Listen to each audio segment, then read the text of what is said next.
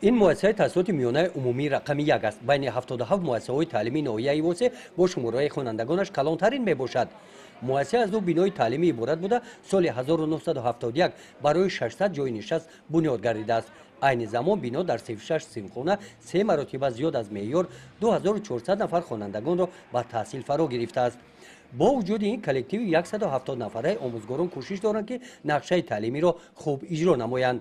در دوره چهاربینی یک روز معارف کارمندان شعبه معارف ناحیه در این مؤسسه با شرایط تعلیم و دانش خوانندگان شناس گردیدند. در سیمخانه زبان روسی در سمت بهتر نمودن زبان آموزی به معلمان مصلحت‌های مفید دادند.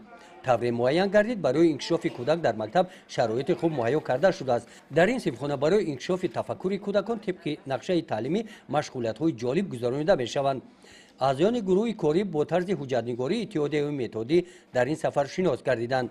همچنین استفاده زمین‌های نزدیک‌اولگی مؤسسه مورد توجه معرفچیان قرار داده شد.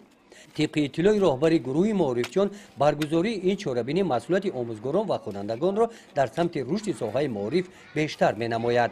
مقصد معرفی گذراندن چنین عموما اگر بگم روزهای معارف یا بسیار حالت‌ها که درس‌های کشور دیگر حالای اشیا در نظر دارند، مقصد اساسیش شناس شدن با حجت‌نگاری ها، شناس شدن با خود اشتراک، عموما شناس شدن با صفت تعلیم تعداد در مسائل تعلیمی. این چین آبادکاری آبادکنی که در اساس پیام با وجود میاد و آن اهمیتی ضروری دادن در کار است. گروه کاری با همه پهلوی اساسی کار تعلیم تربیت، چی با اشتراک با درس، چی با حجت‌نگاری، چی با جناح‌های سیویل، چی با آبادیانی آبادکاری من فکر ملازمه خود را گرفتند. خوانندگان این مؤسسه تعلیمی در آزمون‌های فنی ولایتی و جمهوریوی سال گذشته اشتراک فعالانه داشتند. یک نفر در آزمون جمهوریوی فروغ یوسف دانای کتاب است سزاوار جای افتخاری و دیپلم گشته است. در واخوری مدیر شعبه معارف با ختم کنندگان مکتب اوید جلب ختم کنندگان به مکتب‌های عالی طریق مرکز ملی تستی معین گردید که ختم کنندگان این مؤسسه جواباً به غمخوری‌های حکومت جمهوری کوشش دارند که سال تحصیل را با بهای خوب و اعلی جنبست نموده تحصیل را در مکتب‌های عالی ادامه دهند. حالا تمام مکتب بچگان در جمهوری تاجیکستان تیاری خود را برای مرکز ملی تستی دیده ایستادند و این چنین در مکتب ما مکتب رقم 1 ناحیه واسه نیز این چهاربینی‌ها گذرانده شده است.